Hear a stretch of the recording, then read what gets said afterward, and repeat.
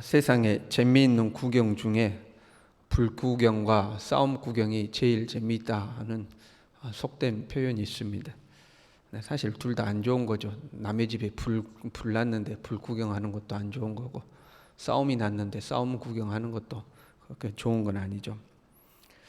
불 구경은 정말 치명적인 그 손해를 주니까 그건 정말 안 좋은 거고요.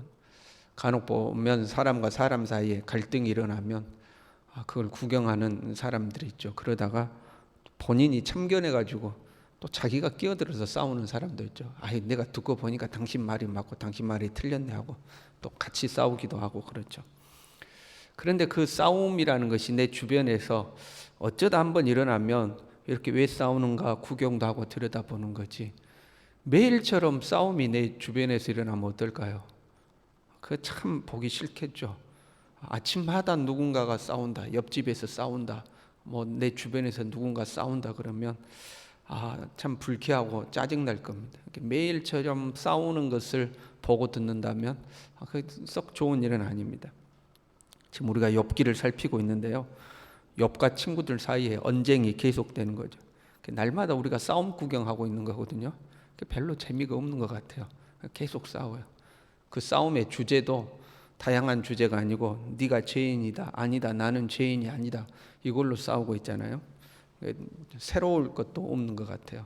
그래서 이 욥기가 계속되는 걸 계속 우리가 보면서 아침마다 싸움 이야기 하니까 썩 이렇게 좋은 내용은 아닌 것 같습니다. 은혜로운 내용, 복된 내용, 이런 것들을 우리가 좀 살필 수 있어야 되는데요. 그래도 우리가 반 정도 왔거든요. 힘을 내서 우리가 끝까지 가야 하겠습니다. 빌닷의 두 번째 말이죠. 이 빌닷은 첫 번째 말에도 아주 직설적이고 거친 사람이었습니다. 이번에도 아주 사정없이 그냥 말합니다. 2절에요. 너희가 어느 때에 가서 말의 끝을 맺겠느냐. 우리식으로 표현하면 그런 겁니다. 뭐 말이 많냐 그런 겁니다. 뭐 말이 그렇게 길고 많냐 하는 거죠. 깨달으라 하는 것은 좀 생각 좀 해라 그런 말이에요. 그 후에야 우리가 말하리라. 그래야 뭐 말이 통하지 않겠느냐 그런 표현이에요. 정리하면 뭐 말이 그렇게 많냐, 좀 생각 좀 해, 그래야 뭐 말이 통하지 않냐, 이제 이런 표현입니다. 3절에요. 어찌하여 우리를 짐승으로 여기며, 이렇게 돼 있어요. 욥이 우리를 짐승으로 여긴다는 거예요. 왜 이런 말을 하냐면 욥이 그 전에 하나님께서 너희들의 마음을 가려서 너희들이 깨닫지 못하게 하셨다, 너희들 중에는 지혜 있는 자를 찾아볼 수가 없다 하고 이제 욥이 이야기했거든요. 지혜가 없는 사람을 짐승처럼 이제 여겼습니다. 시편 49편 20절에 이렇게 돼 있어요. 존귀하나 깨닫지 못하는 사람은 멸망하는 짐승 같도다, 이렇게 돼 있습니다. 그러니까 욥이 너희는 깨닫지 못한다, 너희는 지혜가 없다 하고 이야기하니까 네가 우리를 짐승 취급하냐 하고 이야기하는 겁니다. 그리고 짐승으로 여기고 부정하게 보느냐, 이렇게 돼 있거든요. 부정하다라는 단어는 어리석다, 불경건하다 그런 표현입니다. 정리해 보면 오늘날 우리 표현으로 하면 그런 겁니다. 우리가 개냐, 우리가 바보 멍청이냐, 뭐 이런 표현인 겁니다. 네가 우리를 개로 여기고 바보 멍청이로 여기냐, 이런 표현 정도 되는 거죠. 4절에요. 울분을 터뜨리며 자기 자신을 찢는 사람아. 울분을 터뜨리는 것은 그냥 화가 나가지고 어찌할 바 모르는 거고요.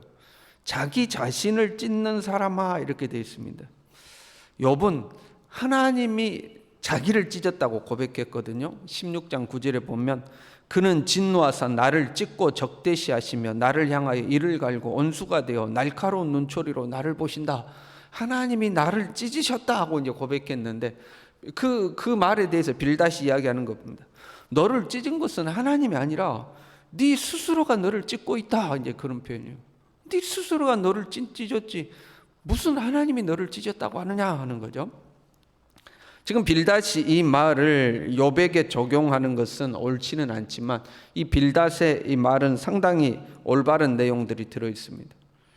간혹 자신이 잘못해서 그 대가를 치르면서 하나님을 원망하는 경우를 간혹 우리가 보죠. 씨를 뿌리면 그 씨로부터 열매를 거두는 것은 당연한 겁니다. 그러니까 내가 죄의 씨를 뿌렸어요. 그러면 그 죄의 씨로부터 죄의 열매를 거두는 것은 당연한 겁니다.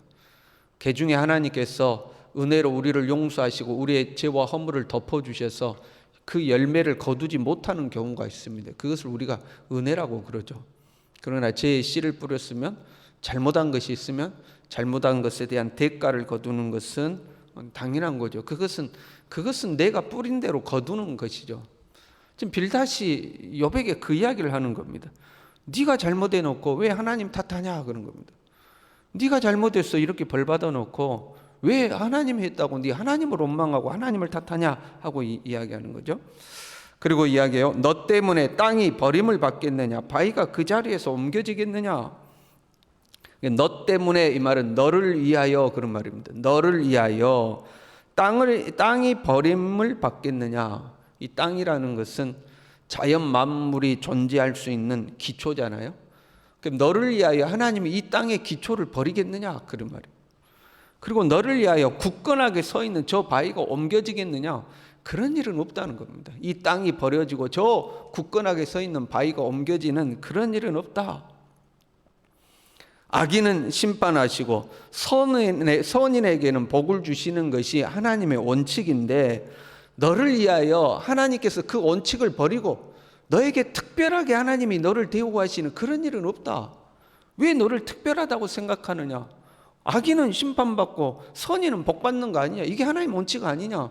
그건 너는 지금 벌받은 걸 보니까 악인이 분명한데 왜 하나님이 너에게만 특별 적용을 했다고 이야기하느냐? 그런 일은 없다 하고 이제 이야기하는 거예요. 그러면서 악인에게 닥치는 재앙을 빌닷이 쭉 나열을 합니다. 악인은 벌을 받는다. 그런데 네가 벌 받은 걸 보니까 네가 악인이 분명하다 해놓고 악인이 받는 벌을 쭉 나열을 해요. 악인의 빛은 꺼진다. 그의 장막은 어두워진다. 그의 발에 함정에 걸려든다. 질병이 그를 삼켜버린다. 그가 의지했던 것들이 다 사라져버린다.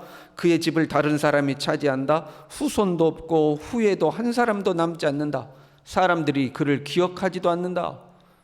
밑으로는 뿌리가 마르고 위로는 그의 가지가 시든다 하고 악인이 받는 벌에 대해서 쭉 나열을 합니다.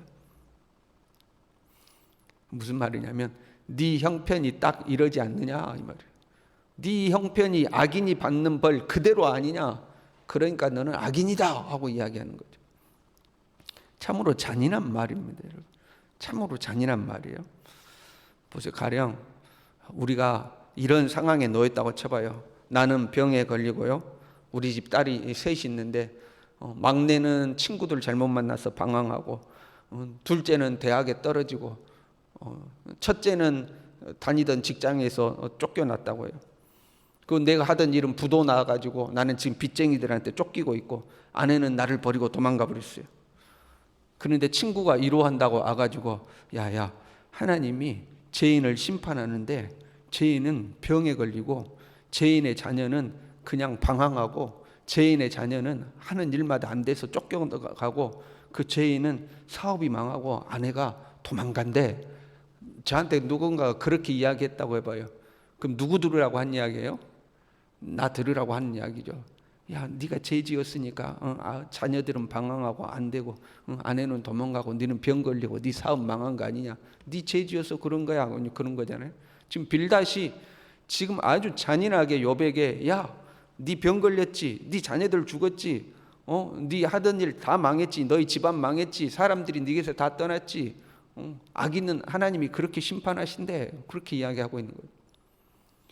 지금 모든 것을 잃고 고통 중에 있는 그 욥에게 그 욥의 형편을 그대로 읊조리면서 하나님은 악인을 이렇게 심판하신다 하고 이야기를 하는 거예요. 네가 악인이고 죄인이지 않느냐 하고 이제 이야기하는 거예요. 참으로 잔인한 말이죠. 욥을 악인이라고 결정 지어놓고 악인을 정죄하려고 하다가 정작 사실은 자기가 더 악인이 되고 있는 모습입니다. 정말 악하잖아요. 고통 중에 있는 친구에게 그런 말을 하는 그 모습 자체가 악하잖아요. 너는 악인이야 라고 이야기하는데 정작 그렇게 말하는 자기 자신이 더 큰 악인이 되어가고 있는 거죠. 우리 그런 경우 있어요. 못된 자녀를 책망하려다가 내 감정을 통제하지 못하고 내 자신이 더 못된 사람이 되기도 하죠. 그 못된 자녀를 책망하려고 했는데 내가 더 못된 사람이 된 거예요. 가정에 불성실한 남편 또는 아내 또는 가족 중에 그 누군가를 가정에 불성실한다고 책망하려다가 오히려 우리의 가정에 그냥 안 좋은 감정에 폭탄을 날려서 가정을 쑥대밭으로 만들기도 하죠. 우리가 그런 경우 있잖아요. 오늘날 우리 사회를 가만히 들여다보면 불법을 행하는 사람을 징벌하고자 불법을 행해도 된다고 생각하는 경우가 있죠. 불법을 행한 사람을 징벌하기 위해서는 불법을 이용해도 괜찮다, 이제 이런 거죠. 우리 편이 법을 어겼으면 괜찮고 상대편이 법을 어겼으면 우리가 법을 어겨서라도 상대방을 징벌해야 된다, 이제 이런 거죠. 지금 빌닷이 그런 겁니다. 그런데 만약에 빌닷이 말한 대로 악인이 받는 벌이 그러한 벌들이라면, 악인의 징벌과 심판이 절대적으로 그렇게 이루어지는 거라면 빌닷이 말한 심판이 자기에게 돌아와야 맞죠. 왜? 자기가 지금 악인이 되고 있잖아요. 악인은 이런 심판을 받는다 소리치면서 자기가 악인의 역할을 하고 있거든요. 그 심판이 자기에게 돌아오는 게 맞죠. 악인에게 오물을 끼얹으려다가 그 오물이 자기에게 날아오는 꼴이 되어 가고 있습니다. 우리가 주의해야 돼요. 우리가 조심해야 될 거예요. 상대방을 바로잡겠다고 하면서 내가 오히려 더 못된 사람, 내가 더 잔인한 사람, 내가 오히려 더 악한 사람이 되어가고 있지는 않은지 우리가 우리 자신을 살펴야 할 필요가 있죠. 갈라디아서 6장 1절로 설교를 마무리하고자 해요. 형제들아, 사람이 만일 무슨 범죄한 일이 드러나거든 신령한 너희는 온유한 심령으로 그러한 자를 바로잡고 너 자신을 살펴보아 너도 시험을 받을까 두려워하라. 이렇게 살아가는 우리가 될 수 있기를 바랍니다. 기도하겠습니다.